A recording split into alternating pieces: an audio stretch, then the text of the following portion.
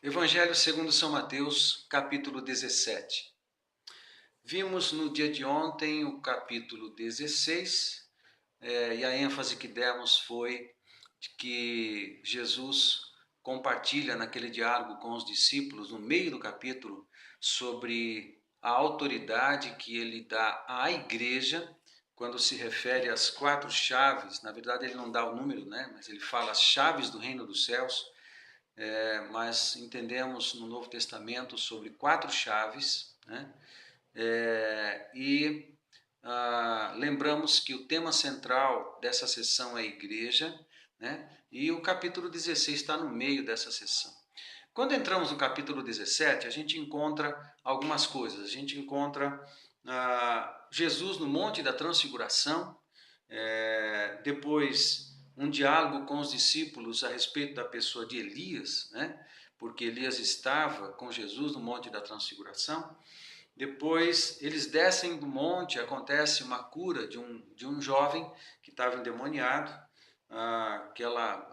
aquela situação em que os discípulos de Jesus não conseguiram expulsar o demônio, e Jesus fala alguma coisa a respeito disso.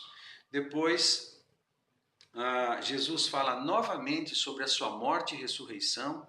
Percebe que o assunto da morte e da ressurreição de Jesus acontece com mais frequência quanto mais próximo da cruz. Então é isso que está acontecendo. E termina o capítulo com um diálogo entre Jesus e Pedro, e ele pagando imposto, mas pegando o dinheiro da boca de um peixe. E é esse o conteúdo do capítulo 17. O que eu destaco no capítulo 17 para nós hoje, a primeira parte é Jesus no Monte da Transfiguração. Primeiro que não se tem certeza em que monte aconteceu. Há uma tradição a respeito do Monte Tabor, e uma parte de estudiosos entendem que pode ser também o Monte Horebe, mais ao norte de Israel. E Jesus está nesse monte, Moisés e Elias aparecem, e Jesus está com os seus 3 discípulos mais próximos. E o meu destaque é o seguinte: Moisés representa a lei, Elias representa os profetas. A lei e os profetas definem toda a velha aliança, todo o Velho Testamento. Na verdade, estava ali a representação de toda a revelação, a antiga e a nova. A lei e os profetas, o Velho Testamento, a velha aliança. E Jesus, ele em si é a nova aliança. Tudo num pequeno espaço, no alto de um monte. Nesse lugar, Jesus é transfigurado. Moisés também foi transfigurado num monte, no Monte Sinai. E Elias, um momento mais importante ou conhecido da vida de Elias aconteceu também no monte.